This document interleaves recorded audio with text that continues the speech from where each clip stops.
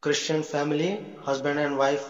Once again, it's my great privilege to share the Word of God with you all.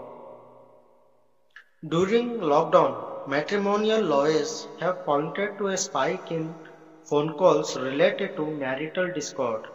They said many of these phone calls are from couples who have been married for over 10 years and are waiting for the courts to reopen so they can file for a divorce. Some other phone calls are said to be related to divorce settlement and maintenance amounts. Despite the lockdown, there have been requests for urgent personal meetings. India Times report. In China, more than a dozen cities reported a spike in filings for divorce during the lockdown. With a month-long waiting list reported in Shanghai in February, there has been speculation that Italy, which has a relatively low divorce rate, may see an increase in couples separating after the strain of enforced time together. Telegraph.co.uk. Scary times have the potential to drive people together or apart. As a Christian, how are you dealing your quarantine? Quarantined, frustrated, baffled, isolated, disconnected, or loving your quality family time? If you feel yourself getting irritated or annoyed with your family and children, don't be too hard on yourself. This is a challenging time for lots of people, and there are things you can do to help. Try following these biblical steps and take some time before reacting. The families are broken today. The covenant is long broken. Husband and wife spending thousands of rupees and dollars to be separated. Children are in orphanages or childcare centers. This sickness needs biblical remedies. So here are few solutions mentioned for the entire family. Take them as guided by your Creator Abba Father. Let us try to understand what family is from biblical point of view. Genesis chapter 2 verse 18 and same chapter verses 21 to 24. Genesis chapter 2 verse 18, 21 to 24. And the Lord God said, it's not good that man should be alone. I will make him a helper comparable to him. And the Lord God caused a deep sleep to fall on Adam, and he slept, and he took one of his ribs and closed up the flesh in its place. Then the rib which the Lord God had taken from man, he made into woman, and he brought her to the man. And Adam said, this is now bone of my bones, and flesh of my flesh. She shall be called woman, because she was taken out of man. Therefore man shall leave his father and mother, and be joined to his wife, and they shall become one flesh. May the Lord bless these verses for our spiritual nourishments. The modern world has created a lot of confusion and chaos regarding the roles, positions, responsibilities, obligations, and functions of the husband and wife in the family, in the church, and in the society. Most of the biblical principles and regulations of gender roles are considered outdated and unfashionable, and it is no longer lived, so the families are meshed because we meshed the responsibilities bestowed upon us by God. Let me repeat the whole sentence. Most of the biblical principles and regulations of gender roles are considered outdated and unfashionable, and it is no longer lived, so the families are meshed because we meshed the responsibilities bestowed upon us by God. Satan has stimulated chaos, confusion, complications, barrier in a beautiful family through self-centeredness, unforgiveness, suspicious, rudeness, dominant, stubbornness, disrespect, cheating, etc. Ephesians 5:25 to 26. Husbands, love your wives just as Christ also loved the church and gave himself for her, that he might sanctify and cleanse her with the washing of water by the word. I think it should sum up the beautiful relationship of husband and wife and set a benchmark or model for all the couples. Let us diagnose, analyze, and examine one by one member of the family. And now let us first begin with husband. Husband, you are the head of your family. It's a God given designation. No culture, no society, no person or no law can take that from you or can give to you. You are appointed there as head from God, not from the church or from your wife. Ephesians chapter 5 verse 23. For the husband is head of the wife, as also Christ is head of the church, and he is the savior of the body. Here are some if you fail in any of this, you have failed in your responsibilities. Take that leadership because many husbands have failed and are neglecting. Therefore, the wife is forced to feed the family, household, and obviously they are stressed, depressed, and frustrated. They take the responsibility of the family and the church. You should be reliable and should know how to guide and lead your family to the right path. So your children see you as an example in the church. Take the responsibility of feeding your family. Do not blame someone else for your family's mess. Blame sabotages the bond, relationship, marriage, and family. Your wife is missing you as a husband and companion physically, spiritually, mentally, and even romantically. Our next verse, Genesis chapter 2, verse 18, also says, "It was not God's intention to see you alone. In the beginning, God created them male and female." God is not happy to see you alone as male and female. At the right time, one should find the right partner and be married. Quarantine from the world during pandemic is very much appreciated, but not isolation and separateness from your spouse and family. Do not run away from your family obligations and commitments and even from marriage. Many are hiding from the family, running away from the family like cowards who cannot protect their wives and children. You fail leading your family, you fail God. Point number 2 for husbands, strive to build the family, not the wealth. Strive to build the family, not the wealth. It is vain for you to rise up early, to sit up late, to eat the bread of sorrows, for so he gives his beloved sleep. Having millions in the bank accounts, millions of people are dying unprepared deaths or unnatural death. What matters is the memory you leave behind, the legacy you leave behind. If the Lord does not provide you with food, it is vain for us to rise up early in the morning and sit late. Many properties have no heirs to claim. They are ruined. Their names are no more because they were building properties well, but not the family. Dear men, do not give excuses of works and busy schedules. You can change the jobs, careers, but you cannot change your family. The job which is not giving you time to spend quality time with your family, change that job. But do not change your family and have an extramarital affair, which will also destroy more than one families. Many children are losing their childhood because of this adult quarrel in the family. Children and their passions and dreams are lost in these quarrels, unwanted disputes. Children understood their parents, but parents merged in their own quarrels and egos that they forgot to see their children. Third one, loving your wife should be like Jesus loved towards the church. Third one, loving your wife should be like Jesus love towards the church. Ephesians 5:25. Husbands, love your wives just as Christ also loved the church and gave himself for her. And Genesis chapter 2 verse 23. And Adam said, "This is now bone of my bones and flesh of my flesh. She shall be called woman because she was taken out of man." This verse is not to use when you are in good relationship, but when things are getting worse. Husband and wife relationship can be best understood by the relationship of Christ and the church. Jesus died for his church, so he can present himself a glorious church. Your wife is looking for a love that is ready to sacrifice. Be that kind of husband.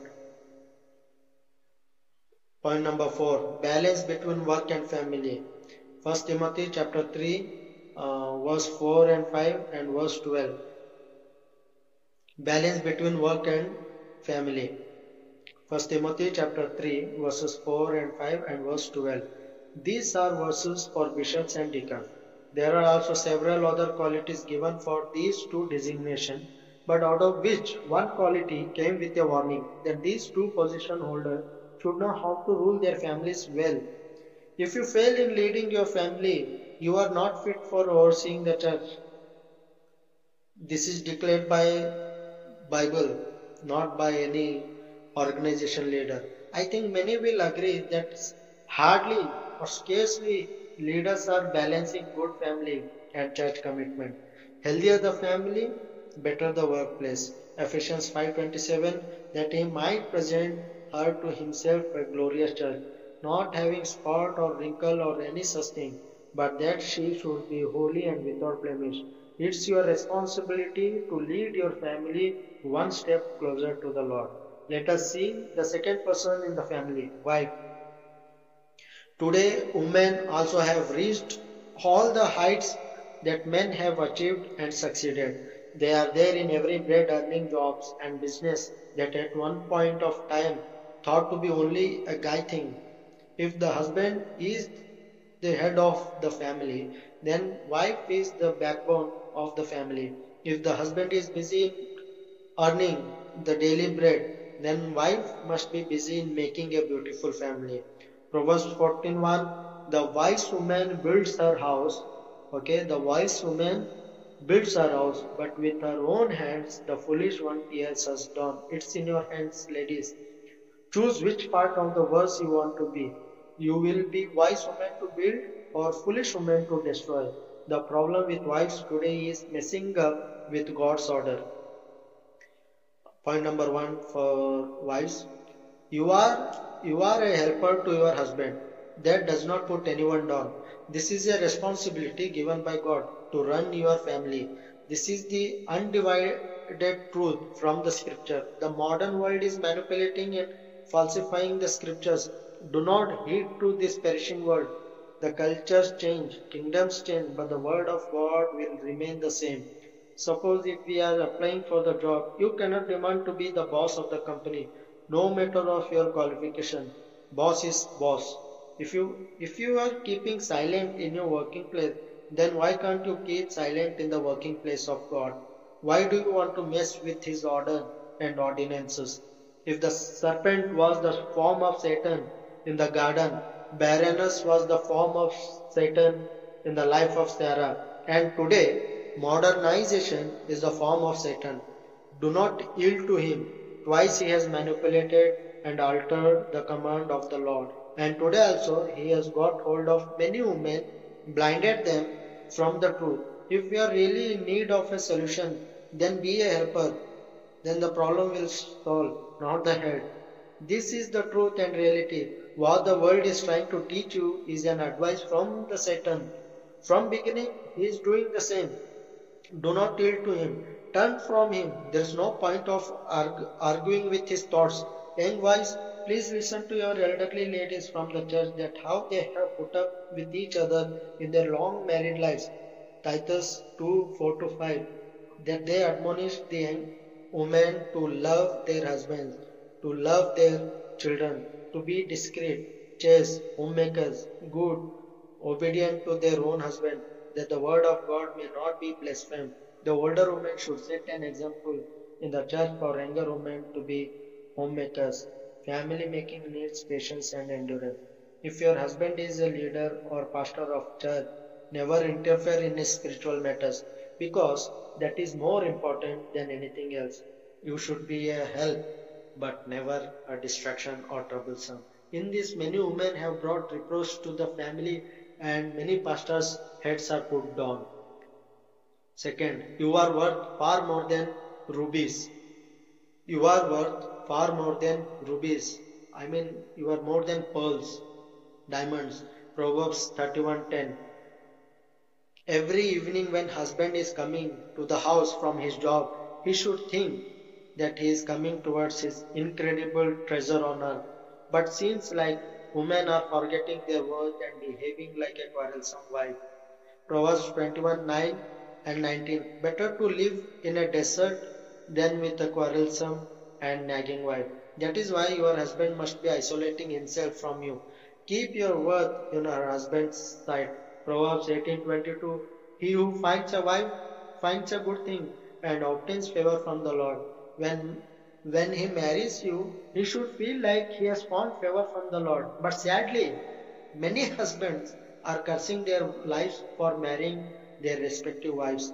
Wives should be a blessing to their husband.